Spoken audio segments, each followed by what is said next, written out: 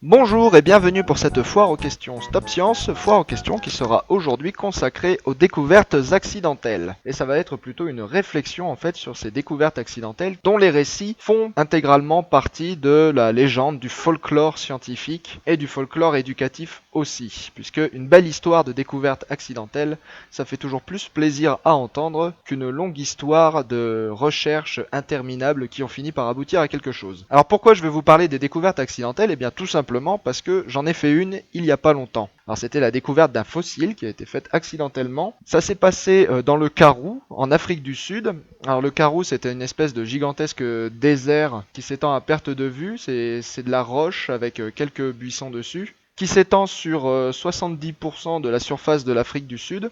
Et alors le Karoo, pour les paléontologues, eh bien, il est reconnu internationalement comme étant l'un des plus grands et des plus beaux gisements, et surtout des plus riches gisements de vertébrés terrestres de l'époque permienne, c'est-à-dire datant de 260 millions d'années. Alors je suis allé là-bas avec une équipe de paléontologues de l'université de Witwatersrand à Johannesburg. Donc on était une équipe de 10 chercheurs et on a été rejoint là-bas par 8 autres chercheurs, ce qui fait qu'on formait une équipe de 18 chercheurs. Tous ensemble, nous constituions une équipe assez internationale puisqu'il y avait moi-même venant de France, 2 chercheurs venant d'Amérique du Sud, des gens venus d'Angola et du Zimbabwe, en plus de ceux venus d'Afrique du Sud. Donc on s'est retrouvés là-bas et on a commencé à fouiller. Alors les fouilles dans le Karoo, elles sont assez différentes de celles qu'on peut pratiquer n'importe où ailleurs. En fait, le sol est tellement dénudé que, au lieu de creuser un trou comme on le ferait habituellement et de fouiller l'intérieur du trou au pinceau et à la brosse à dents, et bien tout simplement, dans le Karoo, non, la technique de fouille consiste à marcher. On marche, la tête baissée, et on ausculte le sol qui est quasiment dénudé. Les affleurements sont à peine recouverts par quelques buissons très très bas. On marche à travers le désert, on regarde par terre et on essaye de voir s'il n'y a pas un petit bout d'os qui ressort. Et quand on trouve quelque chose, eh bien on creuse autour, on le plâtre et on le ramène.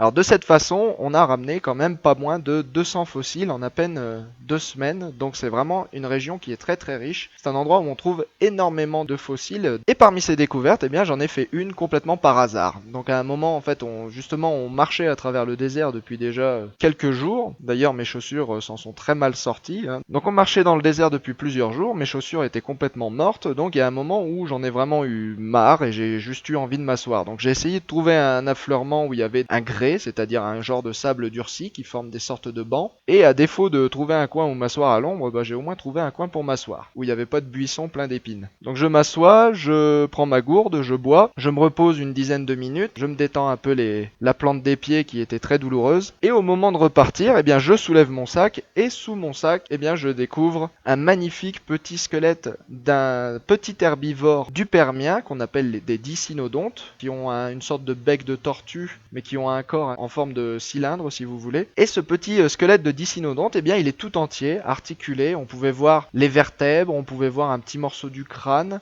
qui n'apparaît pas sur la photo puisqu'il y a un buisson par-dessus. Et mon marteau. Il y avait en bas de la colonne vertébrale le bassin avec une patte complètement articulée où on pouvait voir les 5 doigts du pied complètement articulés les uns aux autres. Donc c'est vraiment un squelette qui était magnifique, un tout petit squelette. Et donc je l'ai découvert complètement par hasard, puisque j'étais juste assis là pour me reposer. On n'a pas l'habitude de fouiller dans les grès d'habitude, parce que de toute façon, même si on trouve quelque chose dans les grès, la roche est tellement dure qu'on ne peut pas les extraire. Donc on n'a pas l'habitude de regarder dans ces roches-là en temps normal pour essayer de trouver des fossiles. Et en plus, les grès sont loin d'être les roches les plus riches en fossiles, en tout cas dans cette partie du monde. Donc ça a été une rencontre assez sympathique, et ça m'a fait réfléchir sur le concept de découverte par hasard.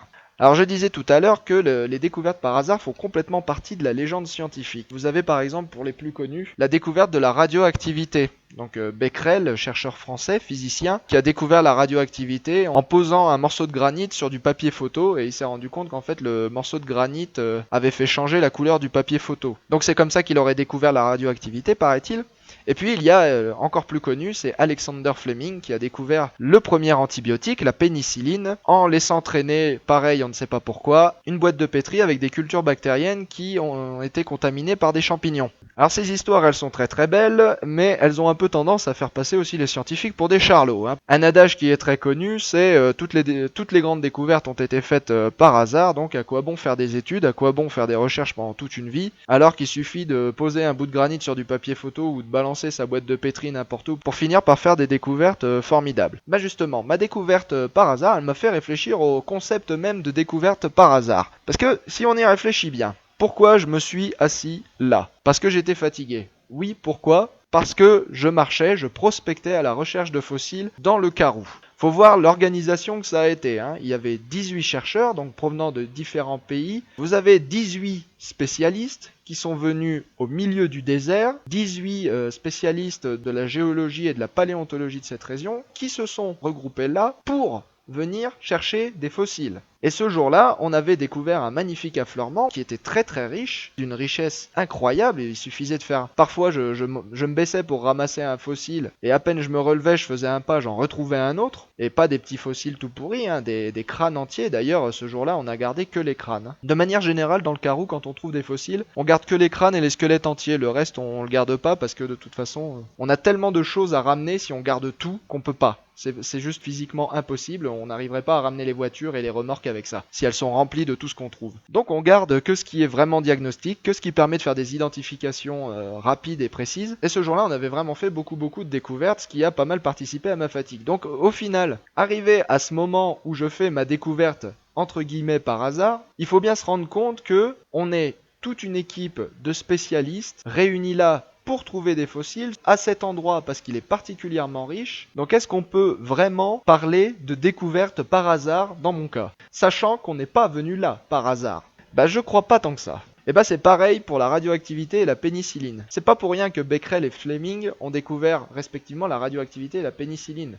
Le premier, il était physicien et il travaillait sur la fluorescence, et le deuxième, il était biologiste et il travaillait justement sur les composés qui détruisent les bactéries. Et c'est pas pour rien du coup que le premier s'est retrouvé avec du granit et du papier photo au même endroit, et c'est encore moins pour rien que l'autre s'est retrouvé avec des champignons et une culture de bactéries dans son tiroir. Certes, c'est plus ou moins accidentel dans le détail, mais pour la vue d'ensemble, pour le contexte général, ils étaient sur la bonne voie. Ils n'étaient pas en train de chercher comme ça au pifomètre, et de toute façon, c'était des chercheurs. Vous ferez pas des découvertes accidentelles juste en vous promenant. Et même si vous la faites, eh bien, vous ne vous rendrez même pas compte que vous venez de découvrir quelque chose d'important, puisqu'il vous manquera l'expertise et les connaissances nécessaires pour identifier cette découverte en tant que telle.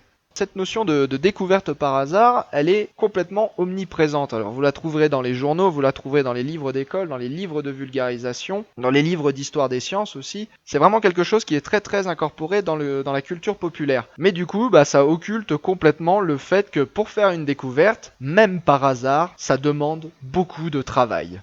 Voilà. Faire une découverte, même accidentelle, n'est pas vraiment un accident. C'est la conclusion d'un effort qui peut être fait par beaucoup de gens qui ont essayé, on va dire, de multiplier les probabilités de faire une découverte accidentelle, entre guillemets.